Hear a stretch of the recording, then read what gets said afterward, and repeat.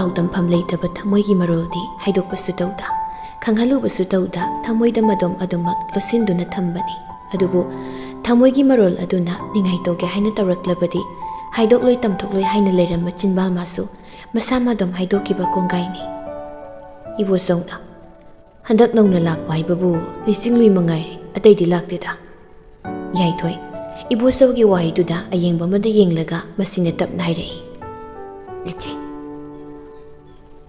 ꯏꯕꯣꯆꯧꯁꯨ ꯌꯥꯏꯊꯣꯏꯅ ꯍꯥꯏꯔꯤꯕꯗꯨ ꯇꯥꯔꯗꯨꯅ ꯃꯥꯅꯤ ꯏꯆꯥꯅꯨꯄꯤ ꯂꯤꯆꯤꯡꯂꯨꯏꯇꯅꯤ ꯌꯥꯏꯊꯣꯏ ꯏꯕꯣꯆꯧꯕꯅ ꯍꯥꯏꯔꯛꯄꯗꯨꯗ ꯑꯃꯨꯛ ꯀꯌꯥ ꯂꯥꯛꯇꯨꯅ ꯁꯤꯝꯇꯝꯁꯤꯡꯗꯤ ꯀꯔꯤ ꯀꯔꯤ ꯑꯣꯏꯒꯦ ꯗꯣꯛꯇꯔ ꯃꯥꯒꯤꯁꯦ ꯗꯥꯏꯔꯦꯛ ꯁꯥꯏꯀ꯭ꯔꯦꯇꯤꯛ ꯄꯦꯁꯦꯟꯃꯛꯇꯤ ꯃꯥꯟꯗꯦ ꯑꯃꯨꯛꯁꯨ ꯒ꯭ꯌꯥꯟ ꯇꯥꯕ ꯋꯥ ꯉꯥꯡꯉꯤ ꯑꯃꯨꯛꯁꯨ ꯃꯁꯥꯗ ꯑꯀꯤ ꯇꯨꯖꯨꯡꯕꯅ ꯄꯤꯛ ꯊꯟꯕꯒꯨꯝ ꯃꯆꯤꯟꯗ ꯆꯨꯔꯨ ꯀꯌꯥꯁꯨ ꯂꯣꯜꯂꯤ ꯑꯣꯀꯦ ꯑꯩ ꯑꯦꯛꯖꯥꯃꯤꯟ ꯐꯖꯅ ꯇꯧꯔꯒꯦ ꯋꯥꯍꯩꯁꯦ ꯍꯥꯏꯔꯒ ꯌꯥꯏꯊꯣꯏ ꯔꯨꯝ ꯑꯗꯨꯗꯒꯤ ꯊꯣꯛꯂꯛꯇꯨꯅ ꯂꯤꯆꯤꯡꯂꯨꯏꯅ ꯂꯩꯔꯤꯕ ꯔꯨꯝ ꯑꯗꯨ ꯇꯝꯅ ꯂꯥꯛꯏ ꯑꯗꯨꯕꯨ ꯀꯨꯏꯍꯧꯗꯦ ꯃꯛꯂꯥꯞ ꯑꯁꯥꯡꯕꯗꯨꯅ ꯆꯥꯎꯀꯟ ꯀꯥꯟꯗꯨꯅ ꯂꯥꯛꯄꯅꯤꯅ ꯃꯤꯅꯠ ꯐꯥꯎꯗꯦ ꯌꯥꯏꯊꯣꯏ ꯔꯨꯝ ꯑꯗꯨꯒꯤ ꯃꯄꯥ ꯌꯧꯁꯤꯜꯂꯛꯏ ꯑꯗꯨꯒ ꯇꯞꯅ ꯊꯣꯡ ꯑꯗꯨ ꯍꯥꯡꯗꯣꯛꯂꯒ ꯆꯪꯉꯛꯏ ꯎꯔꯦ ꯆꯧꯀ꯭ꯔꯤ ꯑꯃꯗ ꯇꯥꯁꯤꯟꯗꯨꯅ ꯐꯝꯂꯤꯕꯤ ꯃꯥꯗꯣ ꯃꯗꯨ ꯎꯕꯗ ꯌꯥꯏꯊꯣꯏ ꯇꯞꯅ ꯅꯨꯄꯤ ꯃꯥꯕꯨ ꯀꯧꯔꯛꯏ ꯂꯤꯆꯤꯡꯂꯨꯏ ꯈꯣꯟꯖꯦꯜ ꯑꯗꯨꯒꯤ ꯃꯥꯏꯀꯩꯗ ꯇꯞꯅ ꯑꯣꯟꯊꯣꯔꯛꯏ ꯃꯥꯒꯤ ꯃꯥꯡꯗ ꯂꯦꯞꯂꯝꯂꯤꯕ ꯅꯨꯄꯥ ꯃꯥꯕꯨ ꯎꯕꯗ ꯈꯪꯍꯧꯗ ꯊꯃꯣꯏꯗ ꯏꯟꯁꯤꯜꯂꯛꯄꯒꯨꯝ ꯈꯪꯍꯩ ꯍꯥꯏꯔꯛꯏ ꯁꯥꯔ ꯗꯣꯛꯇꯔ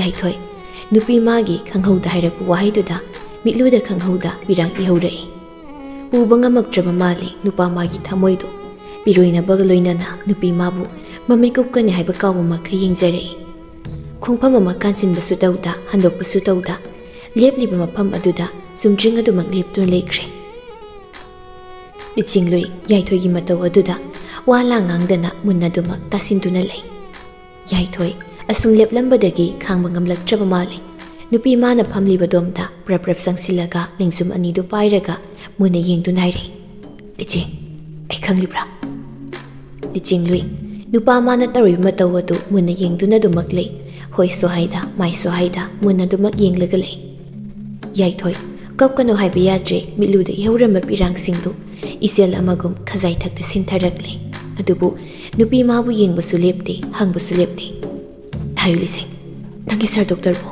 ꯅꯪ ꯅꯤꯡꯁꯤꯡꯂꯤꯕ꯭ꯔꯥ ꯍꯥꯏꯌꯣ ꯂꯤꯆꯤꯡꯂꯨꯏ ꯅꯨꯄꯥ ꯃꯉꯣꯟꯗ ꯃꯨꯟꯅ ꯌꯦꯡꯗꯨꯅ ꯂꯩꯔꯝꯂꯒ ꯃꯈꯨꯠ ꯑꯅꯤꯃꯛ ꯊꯥꯡꯒꯠꯂꯛꯇꯨꯅ ꯅꯨꯄꯥ ꯃꯥꯒꯤ ꯁꯤꯟꯊꯔꯛꯂꯤꯕ ꯄꯤꯔꯥꯡꯁꯤꯡ ꯑꯗꯨ ꯇꯞꯅ ꯇꯩꯊꯣꯛꯄꯤꯔꯛꯏ ꯃꯇꯧ ꯑꯗꯨꯗ ꯌꯥꯏꯊꯣꯏ ꯃꯥ ꯇꯁꯦꯡꯅ ꯊꯃꯣꯏꯗꯨꯕꯨ ꯄꯨꯕ ꯉꯝꯗ꯭ꯔꯤ ꯃꯀꯣꯟ ꯊꯣꯛꯅ ꯀꯞꯂꯛꯂꯤ ꯃꯇꯧꯗꯨꯗ ꯂꯤꯆꯤꯡꯂꯨꯏ ꯇꯞꯅ ꯅꯨꯄꯥ ꯃꯥꯕꯨ ꯊꯦꯝꯖꯤꯟ ꯋꯥꯍꯩꯒꯨꯝ ꯍꯥꯏꯔꯛꯏ ꯀ꯭ꯔꯤꯒꯤ ꯀꯞꯄ꯭ꯔꯥ ꯌꯥꯏꯊꯣꯏ ꯈꯨꯝꯗꯦ ꯑꯗꯨꯃꯛ ꯃꯃꯥꯏ ꯅꯣꯟꯊꯗꯨꯅ ꯀꯞꯂꯒ ꯂꯩ ꯍꯟꯗꯛꯁꯨ ꯂꯤꯆꯤꯡꯂꯨꯏ ꯇꯞꯅ ꯀꯞꯄꯤꯒꯅꯨꯅꯦ ꯋꯥꯄꯤꯅꯤ ꯀ꯭ꯔꯤꯒꯤꯅꯣ ꯅꯪꯅ ꯑꯩꯒꯤ ꯅꯥꯛꯇ ꯂꯥꯛꯂꯒ ꯀꯞꯄꯤꯕꯗꯤ ꯌꯥꯏꯊꯣꯏ ꯑꯗꯨꯃꯛ ꯀꯞꯅ ꯍꯥꯏꯔꯛꯏ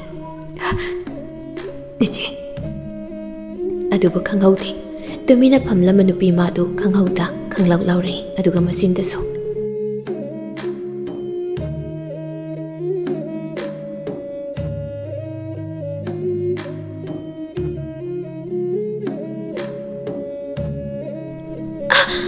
ꯑꯩꯕꯨ ꯀꯟꯕꯤꯌꯣ ꯑꯩꯕꯨ ꯊꯥꯗꯣꯛꯄꯤꯌꯣ ꯑꯩꯕꯨ ꯀꯟꯕꯤꯌꯣ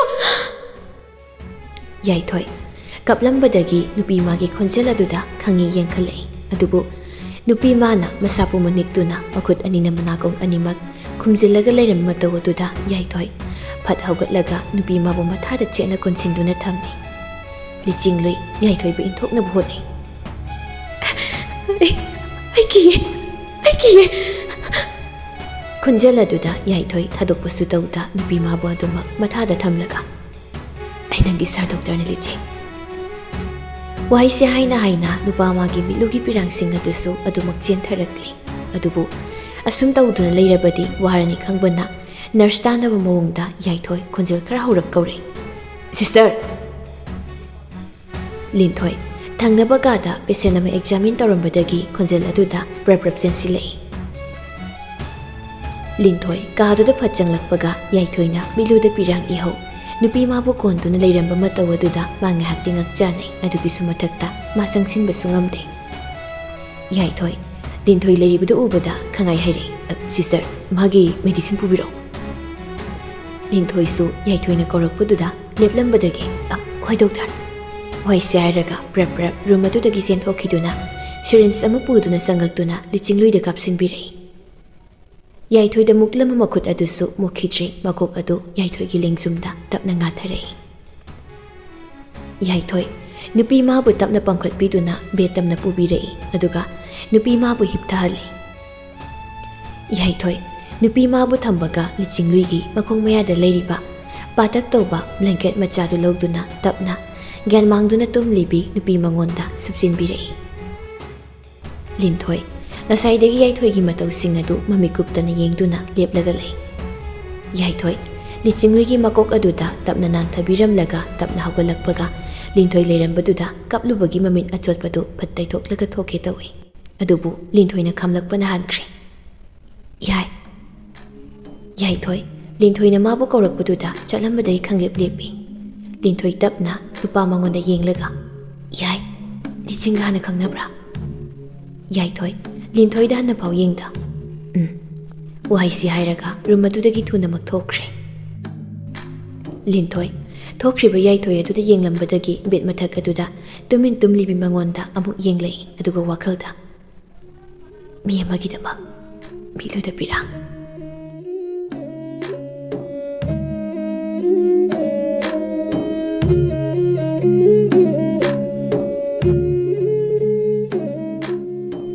numidangi matamni bemcha chakhumda sakthi dun leiringai nongyai tapna sangaktuna hey mama nangi saktubu loijibrane bemcha chagadu thina loire thibisi loiraga kaujarage tawbani phambiru lao nasanu padi sakhiro hebra hausi pau kumthrak tribisina chak saning da hairami karibu jasilaklabunu khangdi tawrise oh pare adu mama ꯑꯩꯈꯣꯏꯒꯤ ꯍꯣꯁꯄꯤꯇꯥꯜꯗ ꯊꯥꯏꯅ ꯅꯪꯒꯤ ꯅꯃꯥꯟꯅꯕꯤ ꯑꯃꯒꯤ ꯃꯆꯥꯅꯨꯄꯤ ꯑꯃ ꯊꯕꯛ ꯇꯧꯈꯤꯕꯗꯥꯏꯅꯦ ꯃꯦꯝꯆꯥ dining ꯆꯤꯌꯔ ꯑꯃ ꯆꯤꯡꯊꯣꯛꯂꯒ ꯐꯝꯊꯅ ꯕꯤꯅꯥꯒꯤ ꯃꯆꯥꯅꯨꯄꯤꯗꯨꯅꯤ ꯍꯩ ꯂꯨꯍꯣꯡꯈ꯭ꯔꯕꯅꯦ ꯃꯆꯥꯅꯨꯄꯤꯗꯨꯕꯣ ꯀꯨꯏꯔꯦꯗ ꯄꯥꯎꯒ ꯐꯥꯎꯅꯈꯤꯗꯕ ꯀꯩꯗꯧꯔꯒꯦ ꯃꯈꯣꯏ ꯀꯌꯥꯅ ꯑꯃꯨꯛ ꯍꯪꯕꯤꯔꯛꯏꯕꯗꯨꯕꯣ ꯅꯣꯡꯌꯥꯏ ꯅꯣꯛꯂꯒ ꯍꯩ ꯊꯕꯛ ꯃꯐꯝ ꯄꯨꯟꯅꯕ ꯃꯤ ꯌꯦꯡꯂꯤꯕꯅꯤꯅꯦ ꯃꯦꯝꯆꯥ ꯃꯥꯒꯤ ꯅꯨꯄꯥꯗ ꯌꯦꯡꯂꯒ ꯀꯔꯤꯒꯤ ꯑꯣꯟꯊꯣꯛꯅ ꯄꯪꯈ꯭ꯔꯦꯗꯀꯣ ꯃꯃꯥ ꯅꯪꯁꯦ ꯅꯪ ꯄꯥꯎ ꯐꯥꯎꯅꯔꯗꯤ ꯂꯨꯍꯣꯡꯈ꯭ꯔꯕꯗꯨꯇꯪ ꯍꯪꯉꯧ ꯑꯗꯨꯒꯤ ꯃꯇꯨꯡ ꯋꯥ ꯈꯟꯅꯁꯤ ꯑꯁ ꯄꯦꯟꯖꯩꯗ ꯃꯥꯒꯤ ꯋꯥ ꯃꯌꯦꯛ ꯁꯦꯡꯗꯕꯤꯁꯤꯗ ꯑꯃ ꯑꯣꯏꯔꯦ ꯑꯩꯅ ꯃꯤꯍꯨꯟꯁꯦ ꯊꯥꯖꯤꯟꯗ ꯍꯨꯜꯂꯛꯏꯁꯦ ꯅꯣꯡꯌꯥꯏ ꯅꯣꯛꯂꯒ ꯍꯪꯗ ꯍꯪꯉꯧꯅꯦ ꯃꯃꯥ ꯅꯪꯕꯣ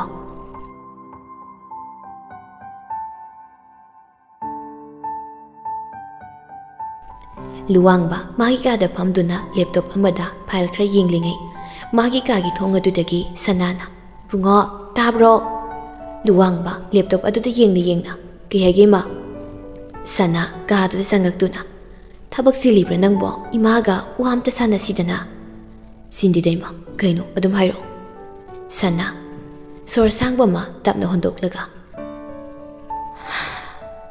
imadi imau pamebo luwangba adumak thawai sasadana as hore ima haire sonjilakanu yadabanina nongma asum sonjilakba aduna imana kalingai sida isagi tang tabam khanghoradi imasu ni daga thaba mali sirasu gyantan hek siba ngamlani dana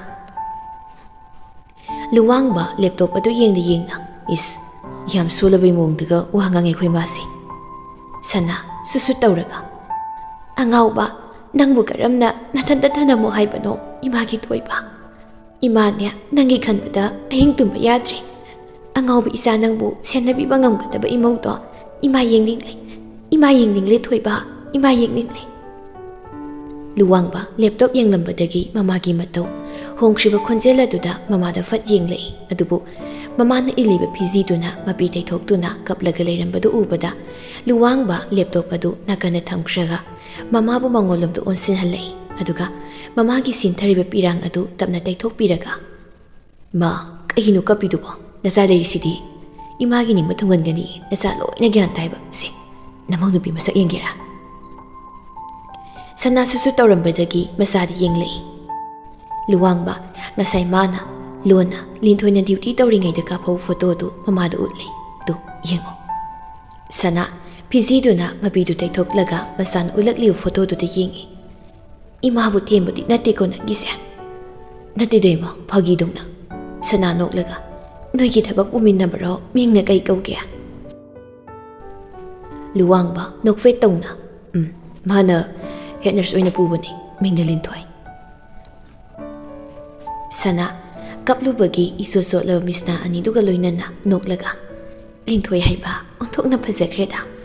Lamdi kaidagi ni haigi aduga karam kanda yumdu pusilak tu nomi nangbo. Luwangba mamana noklibaduda munna yengduna leisai.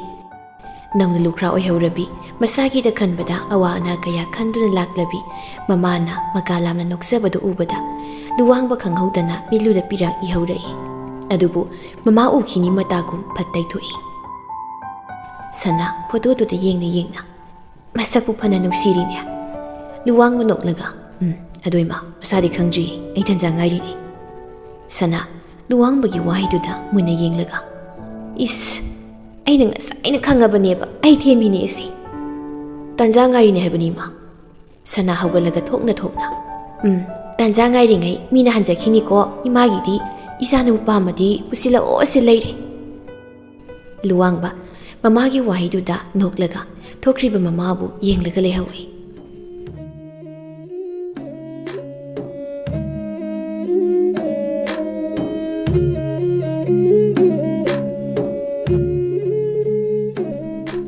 Numidangi pung tara taradu phauba yaithoi ngasaidagi office halakpagi dress da adumak sofa du da phamdun lei maisu thande supnatagi corridor adudagi ngaliba thabal mangal du khaktani ka du da ngaliba haibabo malangba masu liri tapna humlei yaithoi makut ani na khuru da thamduna phamlambadagi tapna mamitu amukta usilaga hagolaktuna corridor adum da lai. Amuktang sor sangba matapna hondoklaga nongdol adiyada thokliba thasamabu yengzarei aduga tapna masinda. Punsigi kumhaisa masira waisi hairaga mitludagi ihawrakliba pirang adu mamit usilaga senthalai adubu hawkra wari tangkak ama ningsinghanbaga pangkak oiraklei.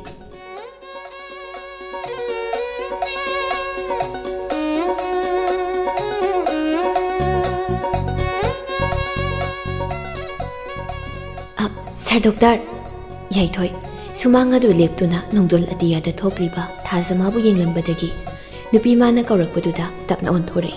Lichinglui yaithoi di yenglaga kri tawbibra aduda yaithoi makhut animak pocket haptuna tapna khumlei. Sumna sum achikpasida hangchitlangamani. Oh, aidi pakhat pibani Sir Doctor na matakta ingpibatuda laiga ongna pirabra haina.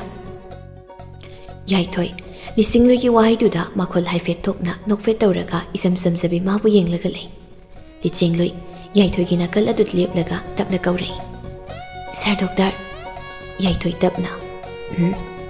Lichinglui yaithoi da fat yenglaga. Ai wa mangbige khumpiyo. Yaithoi nupi mangonda yenglaga. Hoi hango. Lichinglui khangningba maga loinana. Nakhoi gi meidei gi oiba phanek to ya tri haibra kakpiri ne aibo. Yaithoi nupi magi mataududa nokfet tawna mapa nai baibani kaidorage. Lichinglui yaithoi na hairakpaduda makhutuna ningsingle haibagum nomlaga. Oh adudo nangna yumda chapibada ko pupiro haige tawbani aidi adu yam pampi ba. Yaithoi Lisinglui da amuk yenglaga purake aidi ko Imphal da yam chappiba phangteba chapirasu ipana lepiyu yate yam tangpina. Yaithoi nokfei tawna dumak nupi mabu yenglaga lei. Lisinglui su mana wa ngangmada yaithoi na khumlaktabududa yaithoi da fat yenglei. Adubu yaithoi na munna yengduna leirambadu ubada fat onthokraga ai tumpirake. Waisi hairamlaga fat onthoklaga sensenkre. Yaithoi Lisinglui na sangkibududa nokfei tawna yenglaga adumak lephawi. Lichinglui magi ka yawbaga sor sangmon fat hondoklaga masina tapna sole. Trirane Sir Doctor da yengpiba khuding aina sum ikai pibase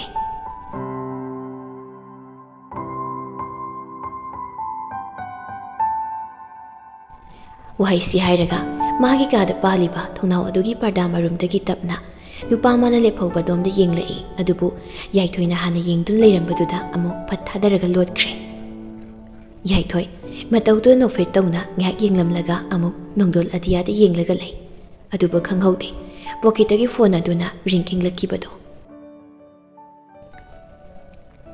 ꯇꯦꯕꯜꯗ ꯂꯩꯔꯤꯕ phone ꯑꯗꯨ ring ꯂꯥꯛꯄꯒꯤ ꯃꯈꯣꯜꯗ ꯃꯪꯂꯝꯕ ꯃꯪꯂꯥꯟ ꯑꯗꯨꯁꯨ ꯀꯥꯏꯈ꯭ꯔꯦ ꯎꯔꯨꯝꯕ ꯁꯛꯇꯝ ꯑꯗꯨꯁꯨ ꯃꯥꯡꯈ꯭ꯔꯦ ꯎꯏꯁꯤꯜꯂꯕ ꯃꯤꯠ ꯑꯅꯤꯗꯨꯁꯨ ꯇꯞꯅ ꯄꯥꯡꯊꯣꯔꯛꯇꯨꯅ ꯇꯦꯕꯜꯗꯒꯤ phone ꯑꯗꯨ ꯀꯅꯥꯅꯣ ꯍꯥꯏꯅ ꯌꯦꯡꯉꯤ ꯂꯨꯋꯥꯡꯕ ꯑꯣꯏꯔꯝꯕꯗꯨꯗ ꯄꯟꯊꯕ ꯇꯧꯗ ꯐꯠ ꯄꯥꯏꯈꯠꯂꯤ ꯍꯜꯂꯣ ꯂꯨꯋꯥꯡꯕ ꯌꯥꯏꯊꯣꯏꯒꯤ ꯈꯣꯟꯖꯦꯜ ꯑꯗꯨꯗ ꯇꯨꯝꯃꯕꯣ ꯅꯪ ꯌꯥꯏꯊꯣꯏ ꯇꯞꯅ ꯁꯣꯐꯥꯗꯨꯗ ꯐꯝꯊꯔꯒ ꯀꯩꯗꯧꯔꯒꯦ ꯔꯤꯄꯣꯔꯠ ꯑꯃꯒꯤ ꯃꯇꯥꯡꯗ ꯍꯪꯒꯦ ꯇꯧꯕꯅꯤ ꯌꯥꯏꯊꯣꯏ ꯑꯗꯨꯃꯛ ꯏꯇꯞ ꯇꯞꯅ ꯍꯥꯏꯌꯣ